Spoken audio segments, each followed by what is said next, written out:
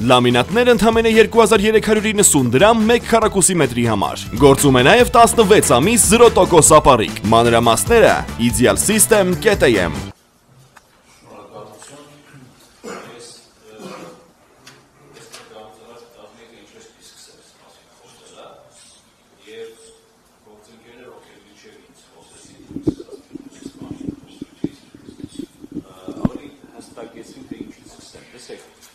Հիբրիդային սպառնալիքներ ասածը, որը ակադեմիական միջավայրում ես վաղուց չեմ կիրառում, համարելով հին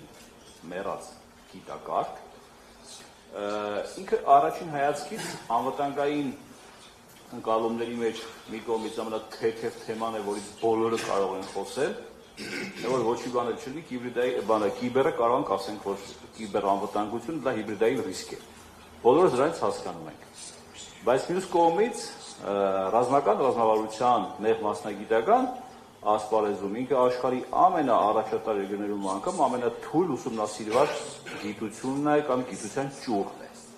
Բոլորը այսօր գիտեն ինչպիսի կառուցվածք պիտի ունենա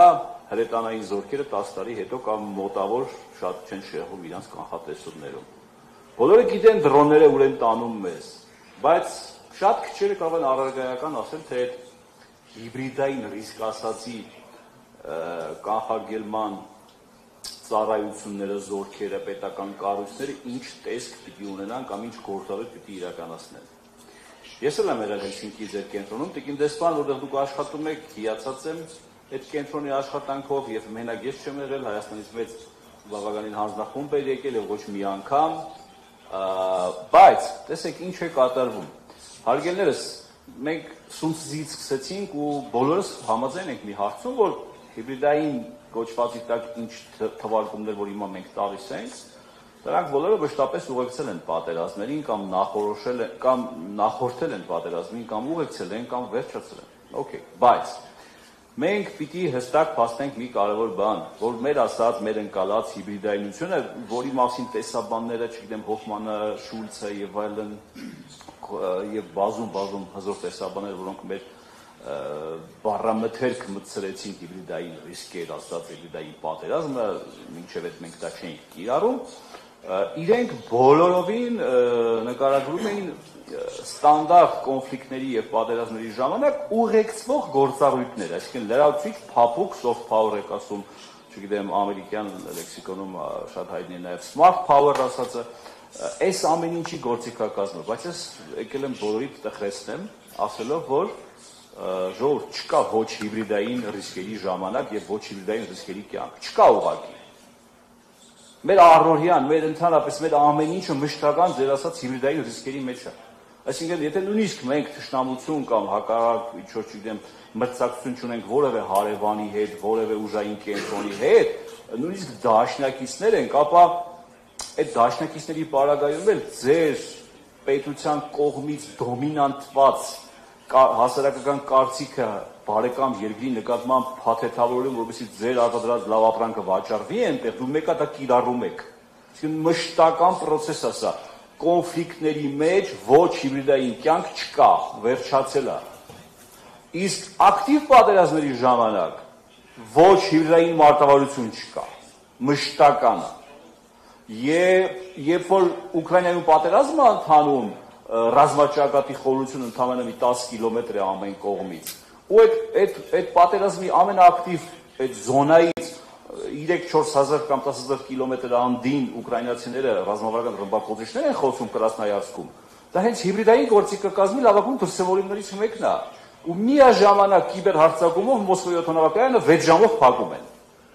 Այս ամեն ինչը այլևս երբեք իրարից առանձին չի լինելու, հետևաբար հիբրիդային չի կարող լինել, դա մշտական կյանք է։ Դա պատերազմի ձևն է, հակամարտության ձևն է, ոչ հիբրիդային կյանքը վերջացել է։ Հետևաբար այդ հիբրիդային բառը պրոցեսուալ տեսանկյունից ինքը արդեն անցած դարաշրջանի երևույթ է։ Մեզ բոլորիս սպասվում է գեր թվայնացում, ինչպես Էստոնիան անցել է, այո, ամբողջ աշխարհին։ Մեր կյանքի բոլոր ոլորտները շուտով ավելի են թվայնացվելու։ Ինչքան ավելի թվայնացրեցինք մեր կյանքն ու կենցաղը, ավելի շատ ենք բախվելու այդ ռիսկերի հետ կիբերհարձակումների տեսքով, հետևաբար դա մեր առավոտից իրիկուն process-ի, մեր կյանքի անբաժանելի մասն է լինելու։ Ի վերջո, բոլորս ֆիքսում ենք, որ վստահության կորստի համար են մեծ բարեկամները իրենց փոքր նախկին ազդեցության գոտիների տարածքում ակտիվ գործողություններ անում, հա,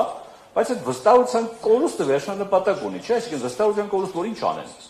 որտեղ հենց փոքր հանրապետություններում նախկին խորհրդային միության վստահության կորուստը հասնի 0-ի, վստահությունը հասնի 0-ի ժողովրդի իշխանության, հետո ինչ անեն, ուղղակի ծափ տան դրա ուղղությամբ, չէ, նպատակը ուրիշ բան է, չէ, նպատակը այս հաջորդ պանելի թեման է, մեր կոգնիտիվ վարքականոնի վրա ազդեցություն ունեն, որ ոնց ուզենան կառավարել, ոնց ուզենան,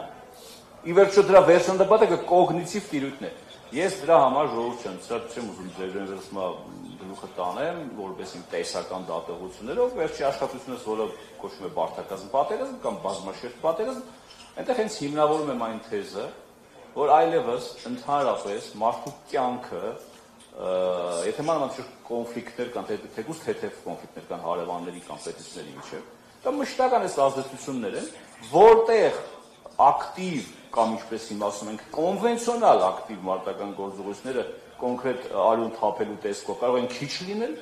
բայց մնացած բոլոր դեպքերում ազդեցությունը անդադար է, որովհետեւ մեր կոգնիտիվ գիտակցության վրա կառավարեն ի վերջո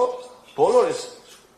ճակերտավոր արդեն ասած հիբրիդային գործիքակազմերը ձեր ասած կիբերտնտեսական, մշակութային, չգիտեմ, ինչա Հայաստանի Հանրապետությունում հիբրիդային ռիսկեր չէին 1940-ական թվականներից հայկական ամբողջ մշակութային ժառանգության վրա այդ ռաբիս երաժշտության գրոհը, որը մինչև այսօր մեզ չգիտեմ ինչ վիճակում է հասրել։ Պատերազմում ենք չեն կարող դուրս գանք այդ ռաբիս մշակույթի տակից, որ մեր ամբողջ ազգային, մշակութային, չգիտեմ, մի ամբողջ պլաստ, մի ամբողջ շերտ փորձել են դուրս մղել, տեղը լցնելով էժան հեշտ կառավարելի գործիքակազմերով։ Վերջնանպատակը կոգնիտիվ ազդեցությունն է։